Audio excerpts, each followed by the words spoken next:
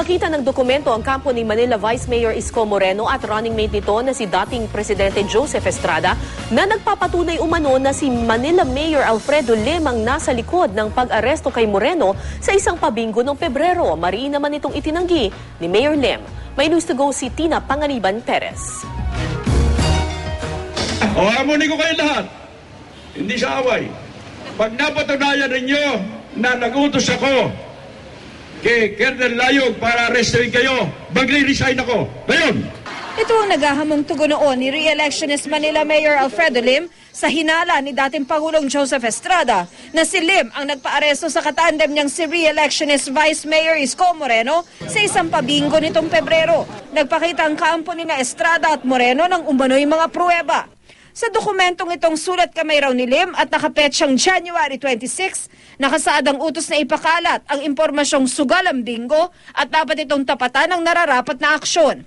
Ang mensaheng ito rin ang naging laman ng memorandum mula sa Office of the Mayor para sa Barangay Bureau at Manila Police District na may petsang February 1. Gayon din ang Letter of Appropriate Action na inisyu naman ng MPD para sa ilang commander nito na may petsang February 11.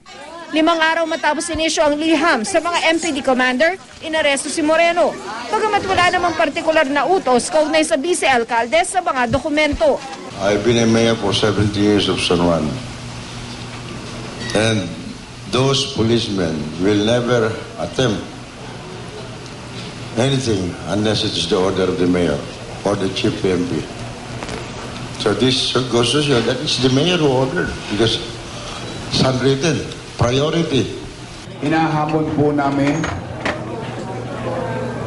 si Mayor Lim. Kung siya ay may isang salita, magre-resign ka ba? O baka naman sabihin mo, wala akong alam dyan. Pag hindi siya nag-resign, anong tawag sa kanya? Sinungaling? Hindi pinangalanan ng kampo ni Estrada ang umunoy taga City Hall na nag-abot ng dokumento sa kanyang bahay nitong Miyerkules. Wala naman hinihingi sa amin. Basta nagkusan loob lang siya, hindi na raw niya matiis yung nangyayari. Hindi na nakita nilang inaresto si Baez at saka yung 5 konsyal, awang-awa daw siya. Takot na takot niya. Alegasyon pa ni Moreno, 2 linggo matapos silabas ang memo at bago sila maaresto, ay nagpabingo rin daw si Lim. February 14, they conducted a bingo. May bayad pa in San Andres. Akala ko ba the law applies to all, otherwise not all? Why are you not applying it to yourself? The rule of law must prevail and not the rule and not the unlawful rule of Dirty Harry. Pinag-aaralan na raw ng kanilang mga abogado kung maaaring isumite ang mga dokumento sa ombudsman. Depensa naman ni Lim para sa lahat ang kanyang utos at hindi umano para ipaaresto lang si Moreno. Paano namin malalaman na magpapabingo sila? Paano niya nagagamit itong memorandum nito na ginawa ay month before? Manghuhula ba kami? Sinagot din ni Lim ang alegasyong nagpabingo siya matapos ilabas ang memong nagsasaad na may tuturing nitong sugal. Nag-request ang Department of Social Welfare na maglalaro daw sila ng bingo. They're talking to Attorney Ana Buana, not me, for charitable purposes. Para yun daw proceeds nito, gagamitin sa mga mahihirap at mga disabled na mga tao.